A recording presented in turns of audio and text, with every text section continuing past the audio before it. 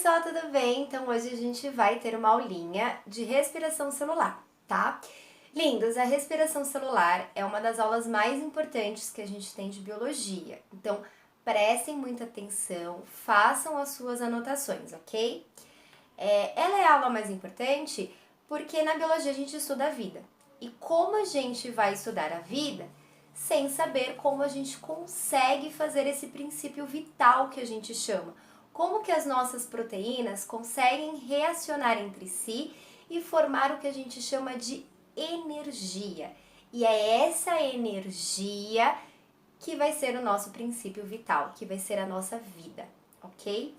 Bom, então vamos começar. Para fazer a respiração celular, a gente precisa de duas coisas fundamentais para a nossa vida. O oxigênio, por isso que a gente respira todo dia, e nós precisamos também da glicose, que ela provém de fontes de nutrientes na nossa alimentação.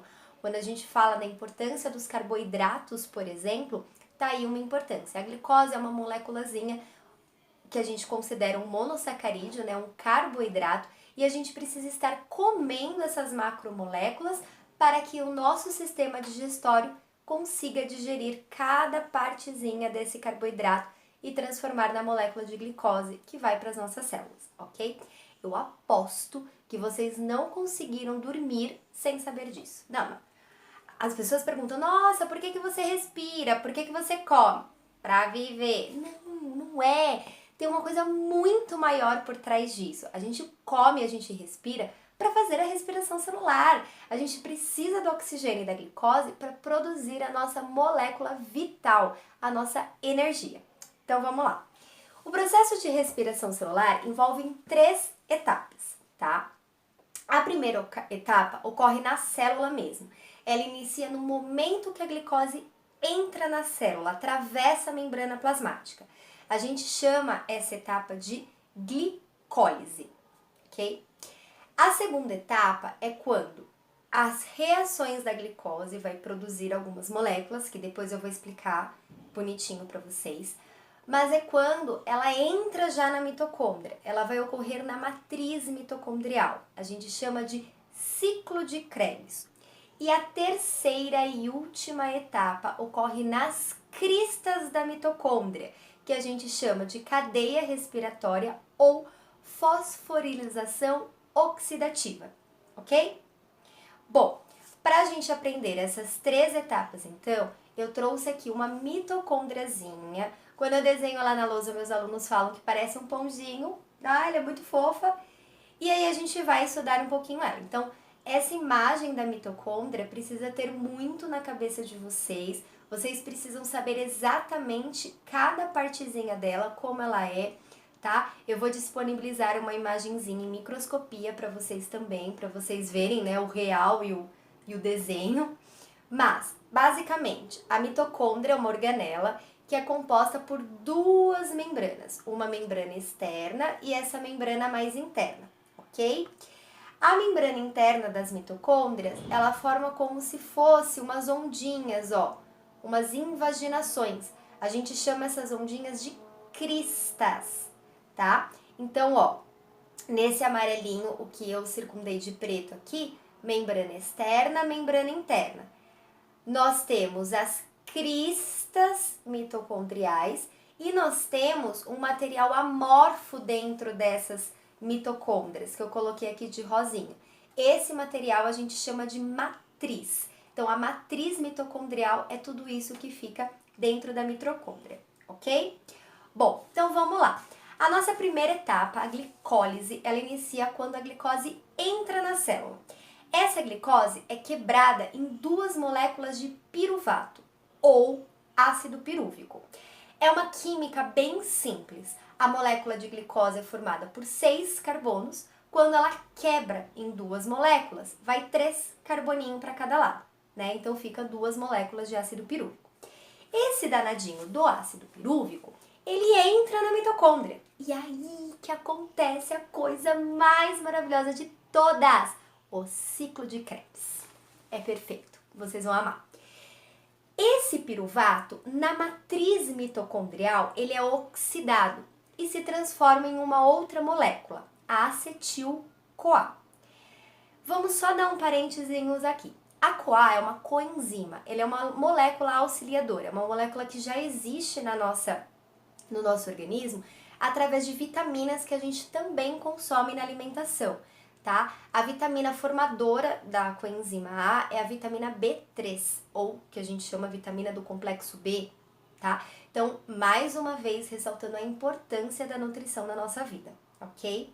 Bom, essa moléculazinha, então, a acetil-CoA, ela vai passar por uma série de reações, e é uma reação cíclica, porque ela passa por um monte de reações, só que ela volta a ser ela mesma. Então, por isso que a gente chama essas reações de um ciclo. Só que o que é importante vocês, para o ensino médio, saber dessas reações? Então, primeiro, onde elas ocorrem, que eu já falei, matriz mitocondrial. E segundo, o que acontece nessa série de reações? Vai acontecer um processo de descarboxilação, ou seja, retirada de gás carbônico das moléculas, e um processo de desidrogenação, uma retirada de hidrogênio das moléculas, tá? Então eu vou ter várias reações e eliminando gás carbônico e eliminando. É por isso que nós inspiramos oxigênio, na verdade a gente inspira muito mais gases, só que o oxigênio é o importante, o que vai fazer alguma coisa nas nossas células, e nós expiramos uma taxa muito maior de gás carbônico. Não é o oxigênio que se transforma em gás carbônico, não é. É esse ciclo de Krebs. Então, o processo lá do piruvato que se transformou em acetil-CoA. Esse processo de descarboxilação vai eliminando moléculas de gás carbônico que nós vamos posteriormente eliminar para o meio externo através da nossa expiração. E com os hidrogênios, o que acontece, já que também está acontecendo essa desidrogenação? Os hidrogênios, eles são aceptores, eles vão ser pegos, eles vão ser agarrados por duas outras moléculas auxiliadoras, o NAD e o FAD, tá? No processo todo do ciclo de Krebs, nós produzimos 8 moléculas de NADH e 2 moléculas de FADH2, tá? Então, todos os hidrogênios do processo vão ser aceptados, vão ter essa afinidade com essas duas moléculas auxiliadoras. E essas moléculas, elas são carregadas até a crista, que vai acontecer o processo mais importante da respiração celular, que é a cadeia respiratória, ok? Nas cristas mitocondriais, esse NAD e esse FAD acaba sendo transportado por outras moléculas, são moléculas de proteínas, ok? A gente chama de citocromos. Esses citocromos, eles carregam, eles retiram esses hidrogênios das moléculas de NAD e de FAD, tá? Então, as moléculas voltam, né, na matriz mitocondrial, voltam a ser quem elas eram, e esses hidrogênios carregadinhos, eles vão participar da afinidade com o oxigênio, que já está lá guardando ele nessas cristas. Então, esses hidrogênios, com mais o oxigênio da cadeia respiratória, formam moléculas de água. Essas transformações, esses carregamentos, essas liberações de elétrons que a gente tem dos íons, tanto do hidrogênio, quanto do oxigênio, quanto das moléculas, né, carregadoras, esses transportes, essas reações de íons é o que formam o que a gente chama da nossa energia química. Então, todo esse transporte é o que vai formando cada vez mais as moléculas de energia, que agora a gente não vai chamar só de energia, tá bom, gente?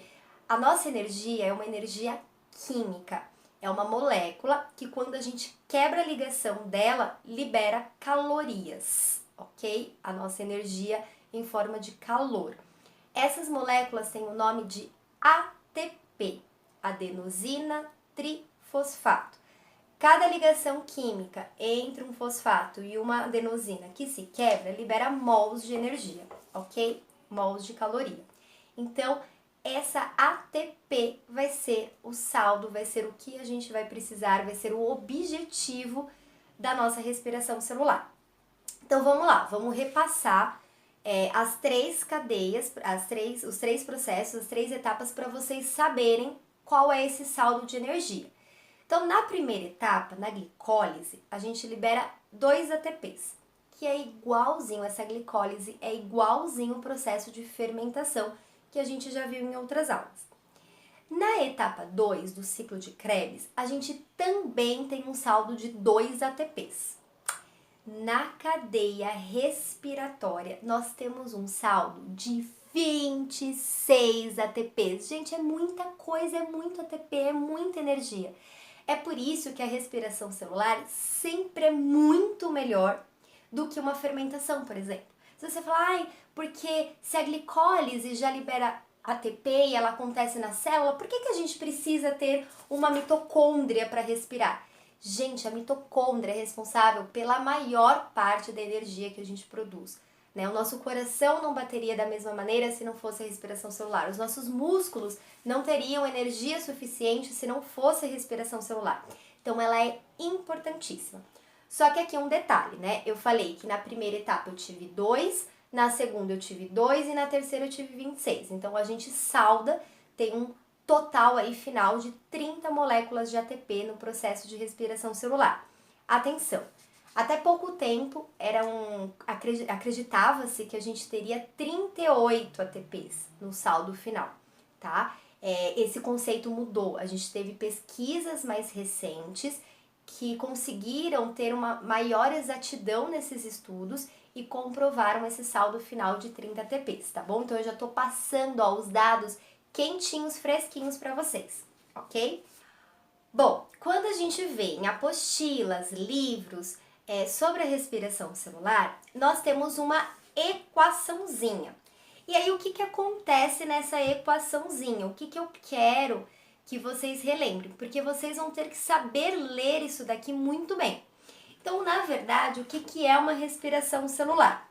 Eu vou utilizar a glicose, o oxigênio, e eu vou produzir ATP. Então, o meu objetivo é esse douradinho aqui, ó, moléculas de ATP. Só que para eu produzir isso, eu acabo produzindo também moléculas de água e eu acabo produzindo também moléculas de gás carbônico. Então, vamos lá. O que eu coloquei de vermelhinho aqui? Então, a glicose, ela é quebrada no citoplasma das células em 2 moléculas de ácido pirúvico. No ciclo de Krebs, essa molécula de ácido pirúvico que já foi transformada na acetil-CoA começa a produzir uma série de moléculas de gás carbônico, é a descarboxilação. E esse gás carbônico é um produto final da respiração, ok? Então, o gás carbônico final vem da glicose inicial. Muito bem. Azulzinho. O azulzinho acontece nas cristas mitocondriais, no processo de cadeia respiratória, onde as moléculas de oxigênio vão receber, vão aceptar os íons de hidrogênio e vão produzir moléculas de água. Então, no final, o produto final da respiração, água, veio das moléculas de oxigênio, ok? E tudo isso vai ter um saldo final de 30 moléculas de ATP. Gente, é isso a aulinha de respiração celular. Eu sei que é uma aulinha muito complexa, mas é aquilo. Para nível do médio, vocês não precisam saber todos os nomes, todas as formações de moléculas no ciclo de Krebs, mas só saber que ele é fundamental para essa transformação de moléculas e principalmente que é fundamental para a produção de NADH e FADH2, ok? Que vão ser usadas depois na cadeia respiratória que tem o maior saldo de energia. Uma coisa que vocês precisam sempre estar atentos, a mitocôndria, ela é protagonista na nossa aulinha. Sempre saibam onde acontece cada etapa da respiração, tá bom? Isso não só cai, isso, nossa, é muito vestibular, Enem. Então, a nível de médio, vocês saberem o que acontece em cada etapa e onde essas etapas ocorrem na célula ou na mitocôndria é fundamental, ok? Um beijo, até a próxima aula!